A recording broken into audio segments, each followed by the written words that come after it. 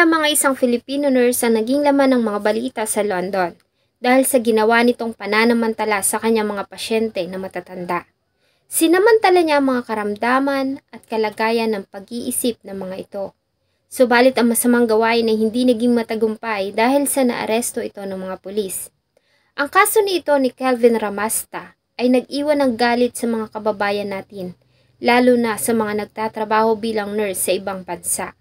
Nakakahiya kasi at hindi katanggap-tanggap ang ginawa nitong kasalanan.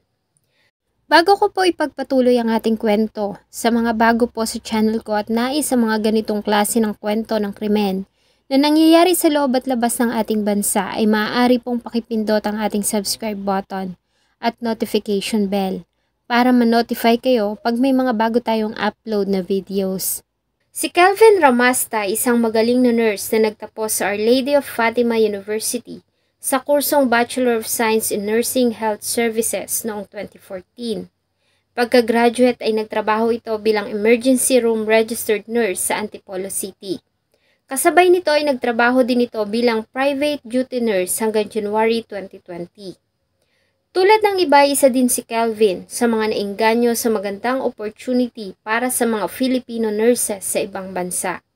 Kaya naman inilisan nito ang Pilipinas at nagtungo ng United Kingdom, kung saan ay natanggap ito bilang staff nurse sa Cambridge University Hospital noong February 2020.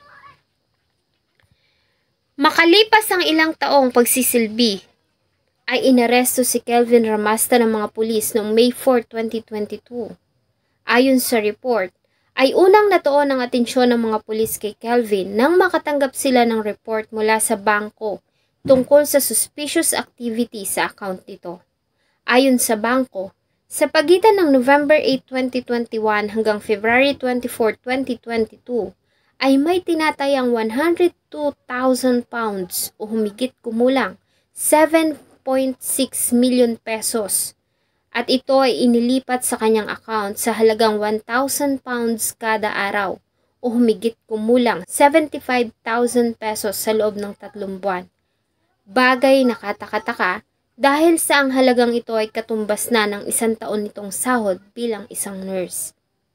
At isa pang bagay na nakaagaw ng pansin ng bangko, ang pera ay nagmula sa isang kliyente na wala na sa tamang pag-iisip dahil sa katandaan. Mas lalo pa nga silang kinutuban dahil sa ang 76 years old na kliyente ay nagbukas ng isa pang bank account gamit ang parehong fingerprint. Dahil dito ay nagsimula silang mag-inquire at napag-alaman nila na ang kliyente ay na-admit sa ospital noong October 2021. Ito ay matapos na mapansin ng pamilya ang mabilis na pagbaba ng timbang nito. Nang ma-discharge noong November 15, 2021, ay na-diagnosed ito na may dementia. Isang particular na sakit kung saan ang isang tao ay nawawala ng kakayahang matandaan ang mga bagay kabilang na dito ang kanyang mga ginagawa sa araw-araw. Isang uri nito ay ang Alzheimer at kalimitan sa mga nakakaranas nito ay ang mga matatanda. Ang kalagayan ng pasyente ay maliwanag na nagsasabi na wala na itong kakayahan para i-manage ang kanyang pera sa bangko. Agad na tinungo ng mga pulis ang Addenbrooke Hospital para magsagawa pa ng investigasyon. Sa kanilang pagpunta doon ay ilan pang mga mahahalagang impormasyon ang kanilang nalaman. Base sa report, isa pang 74-year-old na pasyenteng babae na nakakaranas din ng sakit na Alzheimer ang pinagnakawan sa hospital. Na-admit ito noong March 20, 2021 at na-discharge noong May 9, 2021 bago ito pumanaw makalipas ang 1 linggo. Makalipas ang 1 buwan ay nakatanggap ng tawag mula sa bangko ang asawa nito dahil sa kahina-hinalang activity sa account ng ginang. Dito lamang nila napansin na nawawala ang bank card nito at ilang tseke sa kanyang bag. Kaya naman ay tinawagan nito ang hospital. Napag-alaman nila na ang ginang ay na-assign sa ward kung saan naka-duty si Kelvin Ramasta. Habang sinasagawa ang investigasyon ay pansamantalang isinailalim si Ramasta sa suspension. Subalit sa araw ng kanyang suspension ay sinubukan nitong papalitan ang tseke ng ginang matapos na dayain niya ang pirma nito. Nabigo siya na makuha ang pera dahil mali ang pagkakabaybay niya ng letra ng apelyido ng ginang. Ang tseke ay sinulat noong araw kung saan ang pasyente ay nakakaranas ng multiple organ failure at walang kakayahan sa paghawak ng bulpen para sumulat. Nakakagulat dahil sa ang card ng pasyente ay ginamit pa ni Ramasta para bumili ng pagkain na nagkakahalaga ng 2.7 pounds o 200 pesos sa vending machine sa loob ng hospital. Dahil dito ay inaresto si Kelvin Ramasta noong May 4, 2022 sa kasong pagnanakaw at pananamantala. Noong una ay itinanggi nito ang mga paratang sa kanya. Makalipas ang 1 linggo ay isa pang biktima ang tumawag sa mga pulis. Ayon sa isang babae ay na-admit ang kanyang 85 years old ng ina sa ospital noong February 22, 2022 at na-discharge noong May 9, 2022 at kataka-taka na nawawala ang mga bank cards nito.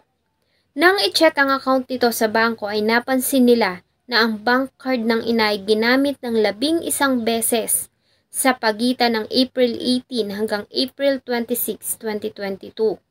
Ang ginang ay nasa parehong ward na naka-assign kay Ramasta. Sa ginawang arraignment ng kaso ng 3 bilang na pagnanakaw sa Peterborough Crown Court, ay nag-plead si Ramasta ng guilty noong February 27, 2023. April 24, 2023, siya ay napatunayang nagkasala at hinatulan ng 4 na taon at 6 na buwan na pagkakakulong. Hanggang ngayon ay nakakulong pa rin si Ramasta at pinagbabayaran ang kanyang ginawa. May 9, 2024, si Ramasta ay sinailalim sa isang interim suspension. Ibig sabihin ay hindi siya maaaring mag-practice o magtrabaho bilang nurse hanggat hindi inaalis ang suspension order. Ang kaso ni Kelvin Ramasta ay pinag-usapan sa United Kingdom. Marami ang nagalit at nainis dahil sa ginawa nitong kahihiyan at kasalanan. Nadamay ang reputasyon ng mga Filipino, lalo na mga nurse na matino at maayos na nagtatrabaho. Kahit pa nga sabihin kasalanan nito ang ginawa, kapag nasa ibang bansa ka nagtatrabaho, laging tinatanong sa'yo anong nationality mo. At bilang Filipino, hindi na lamang sarili mong pangalan ang daladala mo dahil pag alis mo ng ating bansa, ay dala mo na rin ang pangalan nito. Salamat po sa inyong patuloy na pagtangkilik ng atin pong mga videos. Huwag niyo pong kalimutang mag-iwan ng saloobin at suggestion sa atin pong comment section. Sana po ay samahan niyo po akong muli sa susunod pa nating mga episodes. Thank you so much po and see you in my next video.